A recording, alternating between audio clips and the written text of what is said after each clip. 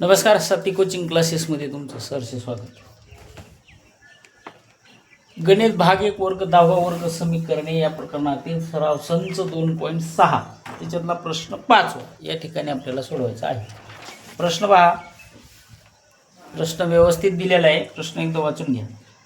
सुयशला गणिताच्या पहिल्या चाचणीत मिळालेल्या गुणापेक्षा दुसऱ्या चाचणीत 10 गुण अधिक मिळाले आणि दुसऱ्या चाचणीतील गुणांची 5 पट ही पहिल्या चाचणीच्या गुणाच्या वर्गा इतकी आहे, तर त्याच्या पहिल्या चाचणीतील गुण किती, असा प्रश्न तुम्हाला या ठिकाणी विचारलेला आहे. पहिल्या चाचणीत मिळालेले जे गुण आहेत त्या गुणापेक्षा दुसऱ्या चाचणीत 10 गुण अधिक मिळाले आणि त्या गुणाची 5 पट असं तुम्हाला विचारलं. ही पहिल्या चाचणीतील गुणाच्या वर्गा इतकी, इथं वर्ग पण आपल्याला काढायचा आहे. तर त्याला पहिल्या चाचणीत मिळालेले गुण याबद्दल तुम्हाला इथं प्रश्न विचारलाय.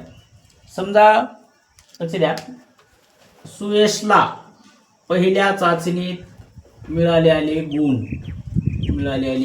गुण आपण x मानू. आता इथे x चा वर्ग काढायचा, वर्ग समीकरण शिकवलं होतं बरोबर. मग दुसऱ्या चाचणीत किती 10 पट मिळाले होते. दुसऱ्या चाचणीत मिळालेले गुण इथं परीक्षा लिहिली ते चाचणी बरोबर. गुण मग x प्लस किती 10. आता दुसऱ्या चाचणीतील गुणांची 5 पट आहे. 5 पट ही पहिल्या चाचणीतील गुणाच्या वर्गा इतकी आहे. किती पट? 5 पट. इथे लिहू आपण 5 पट. म्हणजे ही संख्या परत आपल्याला समीकरण मांडताना घ्यायची आहे. मग आपल्याला एक अट दिली, अटीनुसार वर्ग समीकरण तुम्हाला बनवायचं आहे. मग दिलेल्या अटीनुसार इथे एक वर्ग समीकरण तुम्हाला या ठिकाणी तयार करायचं आहे बरोबर. मग आता काय करायचं वर्ग समीकरण? किती पट? 5 पट. ही पट अगोदर समोर घ्या. कंस केला मी x प्लस 10 ला आणि जे पहिल्या चाचणीत मिळालेले होते गुण त्याचा तुम्हाला सांगितलाय वर्ग करायला बरोबर. म्हणजे 5 पट ही पहिल्या चाचणीतील जी पहिली टेस्ट झाली त्याची आपण इथे x घेतली. इथं मी x चा वर्ग घेतलाय. तर किती होतं? चाचणीतील गुणाच्या वर्गा इतकी. म्हणून या ठिकाणी आपण x चा वर्ग घेतलेला आहे. आपल्याला समीकरण तयार करायचं. अगोदर गुणाकार करू. 5 गुणिले x म्हणजे आपल्याकडे आला 5x आणि 5 आणि 10 चा गुणाकार झाला आपल्याकडे 50. इकडे x चा वर्ग आलं का बरोबर. आता काय करायचंय?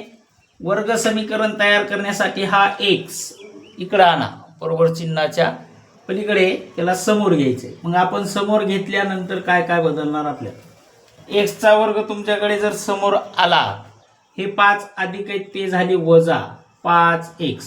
मग आपण अधिक 50 घेतले होते ते काय होणार? वजाच होणार बरोबर. चिन्ह समान.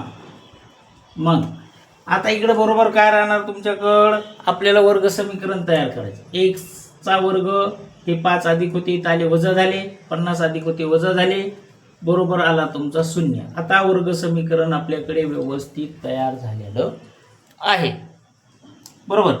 आलं का? आता इथं वर्ग काढायचे तुम्हाला किंवा अवयव पाडायचे आहेत. मग अवयव पद्धतीने आपण याचं सूत्र पाहिलं होतं, त्यानुसार आपण याचं सोडवणार आहोत. आता इथं दोघांचा जर भागाकार केला, वरच आपल्याला दिलेले अवयव, सगळ्यात सोपं सांगायचं म्हटलं प्रश्नामध्येच उत्तर तुम्हाला या ठिकाणी दिलेलं आहे. मग अवयव काय घ्यायचे? x चा वर्ग वजा 10x आलं का तुमच्याकडं बरोबर. मग अधिक 5x वजा 50 बरोबर किती 0, हे 10x. सोपं बरोबर. अवयव झालेत आपल्याकडं. मग आता x च्या वर्गामधला 1x बाहेर, 1x आला आपल्याकडे कंसामध्ये. मग 10 काय दिलेले तुम्हाला? वजा दिलेले. मग वजा 10 आपल्या ठिकाणी कंस बंद. 5 कसे आहेत तुम्हाला दिलेले? अधिक का वजा? अधिक. मग या अधिकचं चिन्ह इथं आलं. 5 अधिक आपल्या ठिकाणी कंसामध्ये गेले x वजा 10 बरोबर 0. आता इकडच्या एका कंसात x वजा 10 आणि दुसऱ्या कंसात आले तुमच्याकडं x प्लस 5 बरोबर 0, कारण हे कॉमन हे कॉमन बरोबर. आता काय करायचे तुम्हाला, x वजा 10 बरोबर 0 किंवा x अधिक 5 बरोबर 0 अशा दोन किमती आपल्याकडे येणार. आपल्याला घ्यायची एकच किंमत, मग आपण इथे घेऊ. म्हणून